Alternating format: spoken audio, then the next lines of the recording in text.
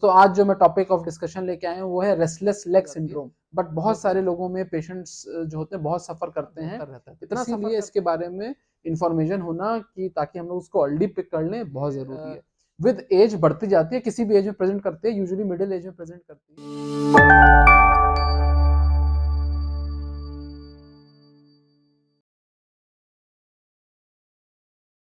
Hello friends, welcome to our medical education channel friendly doctor.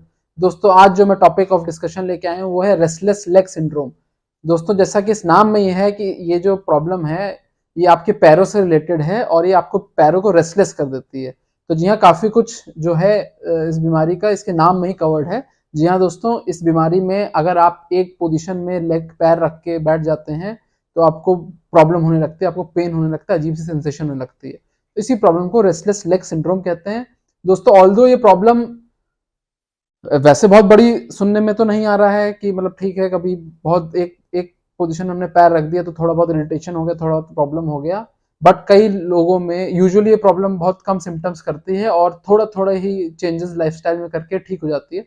But बहुत सारे लोगों में पेशेंट्स जो होते हैं बहुत सफर करते हैं, इतना सफर करते हैं कि वो डिप्रेशन तक में चले जाते हैं, उनको नींद नहीं आती, इंसोम्निया की बीमारी हो जाती है, इसकी वजह से वो डिप्रेशन में चले जाते हैं।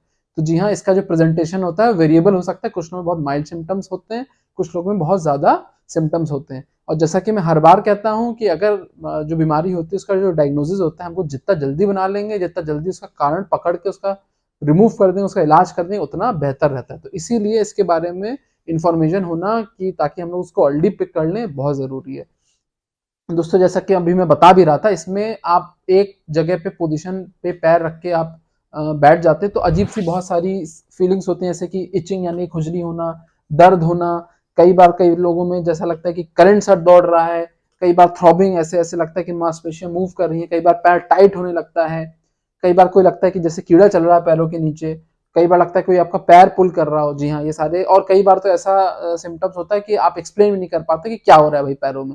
तो इतना वेरिएबल प्रेजेंटेशन होता है। दोस्तों ये जो बीमारी होती है ये विद एज बढ़ती जाती है, किसी भी एज में प्रेजेंट करती है, यूजुअली मिडिल एज में प्रेजेंट करती है, और ये विद एज इसके सिम्टम्स कई बार बढ़ने भी लगते हैं। दोस्तों एक स्पेशल मैं मेंशन करना चाहूंगा, प्रेग्नेंट वुमेन जो होती हैं उनके तीसरी, खासकर यूजुअली फर्स्ट ट्राइमेस्टर में भी आ सकता है, बट एज मच एज 20%, जी हाँ 20% प्रेग्नेंट वुमेन थर्ड ट्राइमेस्टर में, यानी कि जो तीसरी आखिरी तिमाही होती है जब बच्चा बच्चा डिलीवर होने वाला होता है, तो उस तिमाही में काफी ज्यादा एज मच एज 20% वुमेन को ये रेस्टलेस लेग सिंड्रोम के जो सिम्टम्स होते हैं वो आने लगते हैं। तो ये भी बड़ा ध्यान में रखने वाली बात है। अगर आप प्रेग्नेंट हो, इस तरह के सिम्टम्स आ रहे हैं या आपका कोई परिचित है, तो वो जी हाँ रेस्टलेस लेग सिंड्रोम हो सकता है, और घबराने की जरूरत नहीं है। यूजुअली प्रेगनेंसी वाले जो देखा ऑब्जर्व किया गया, जब डिलीवरी हो जाती है तो आपको सिर्फ प्रेगनेंसी के दौरान ही जो दिक्कत होगी होगी, बच्चा डिलीवर होने के बाद यूजुअली आपके ये वाले जो सिम्टम्स होते हैं वो चले जाते हैं, डिसअपियर हो जाते हैं। तो दोस्तों अगर हम बात करें क्या कौन कल्प्रिट है, क्यों ये दिक्कत हो जाती है, तो दोस्तों जी हाँ, वही डोपामीन, जो हमारा ब्रेन का जो न्यूरोट्रांसमीटर होता है, सबसे ज्यादा डोपामीन, उसके बाद सीरोटोनिन ही रिस्पॉन्सिबल है इसके पीछे। डोपामीन जो होता है हम लोग के जो बॉडी के मूवमेंट्स होता है वो कंट्रोल कर रहा होता है, दिमाग में होता है, ब्रेन का न्यूरोट्रांसमीटर होता है। दिमाग में एक ऐसा केमिकल रिलीज होता है जो हमारे बॉडी के मूवमेंट्स को कंट्रोल करता है, उसका कमांड सेंटर होता है, वही रिस्पॉन्सिबल। बट किस तरीके से रिस्पॉन्सिबल है, इस पे दोस्तों अभी भी रिसर्च चल रही है, पूरी तरीके से अभी भी नहीं समझा गया है दोस्तों। अगर एक बार और बात करें अगर इसके सिम्टम्स की, तो यूजुअली जो सिम्टम्स होते हैं यूजुअली माइल्ड होते हैं। आप एक जगह पैर रखे, जैसे फॉर एग्जांपल सिनेमा हॉल में बैठे हैं तो बहुत देर तक एक तरीके से बैठे हुए हैं, तो आपको सिम्टम्स आने लगेंगे जो मैं अभी शुरू में बता रहा था। कोई एकिंग का, कोई लग रहा है कोई पुल कर रहा है, कोई थ्रॉबिंग पेन हो रहा है, इस तरीके से सिम्टम्स आने लगते हैं। बहुत ज़्यादा देर तक अगर आप खड़े हों तो सिम्टम्स आने लगते हैं। बट बहुत सारे पेशेंट में जो सबसे ज़्यादा दिक्कत होती है, बहुत सारे पेशेंट्स में ये सिम्टम्स रात में आते हैं और आपको सोने में प्रॉब्लम हो जाती है। तो ये जो रात का सिम्टम्स है, ये वाले पेशेंट्स थोड़े ज़्यादा परेशान होते हैं। दोस्तों अगर हम बात करें तो कई बार तो कारण नहीं मिलता है, बट ये बहुत अच्छी बात है, इसके पीछे रेस्टलेस लेग सिंड्रोम हो सकता है किसी और बीमारी की तरफ इशारा कर रहा हो। तो वो मैं डिस्कस कर लेता हूँ कि ये जो टेस्ट, अगर आपको ये सिम्टम्स रेस्टलेस लेग वाले आ रहे हैं, अगर आपको लग रहा है सिम्टम्स हैं, तो आप ये टेस्ट, ये जो पैरामीटर्स है आपको एक बार स्टडी कर लेने चाहिए, इन्वेस्टिगेट कर लेने चाहिए। हो सकता है इनके कारण की वजह से आपको ये सिम्टम आ रहा हो, तो ये एक अच्छी बात है। तो दोस्तों सबसे पहले है पेरिफेरल न्यूरोपैथी। दोस्तों ये होता है सबसे ज्यादा विटामिन B12, की कमी हो गया या डायबिटीज या शुगर के जो पेशेंट्स हो गए उनमें ये पाया जाता है। तो इसका आप टेस्टिंग करा लें। विटामिन B12 की कमी जो होती है दोस्तों बहुत कॉमन है, खासकर वेजिटेरियन जो डाइट ले रहे होते हैं उसमें यूजुअली ये सोर्स जो होता है प्लांट बेस्ड डाइट में नहीं मिल रहा होता है। तो इस स्थिति में हमको बस विटामिन का सप्लीमेंटेशन लेना चाहिए और ये बहुत कॉमन है। अगर आप अपना ऐसे भी टेस्ट करा लेंगे विटामिन B12 का तो आपको जो रिजल्ट्स होता है काफ़ी सरप्राइजिंग मिलेंगे। आप अगर आपको अपने आप को हेल्दी मान रहे होंगे, हो सकता है आप में भी विटामिन B12 की कमी आ जाए। दोस्तों दूसरा होता है आयरन डेफिशिएंसी। ये बहुत ही कॉमन कारण है और ज़्यादातर देखा गया है रेस्टलेस लेग सिंड्रोम। क्यों मैं प्रेगनेंसी में बात कर रहा था थर्ड ट्राइमेस्टर में, तो जी हाँ, थर्ड ट्राइमेस्टर में कई बार आयरन डेफिशिएंसी हो जाती है। तो ऐसी स्थिति में भी आप हीमोग्लोबिन टेस्ट कराएं, आयरन के टेस्ट कराएं कि आयरन की डेफिशिएंसी बॉडी में तो नहीं। यूजुअली रेस्टलेस लेग सिंड्रोम के पीछे जो कल्पिट होता है, जो मेन होता है, वो आयरन डेफिशिएंसी ही पाई जाती है। तीसरा दोस्तों किडनी की कोई दिक्कत हो सकती है, तो इसके लिए आप सीरम क्रिएटिनिन या किडनी फंक्शन टेस्ट जो पूरा टेस्ट होता है वो करा सकते हैं। कई बार जो अपने स्पाइनल कॉर्ड की जो कंडीशंस होती हैं उसके वजह से हो सकता है, तो उसके लिए जो बेस्ट टेस्ट होता है MRI का, स्पाइन का आप करा सकते हैं।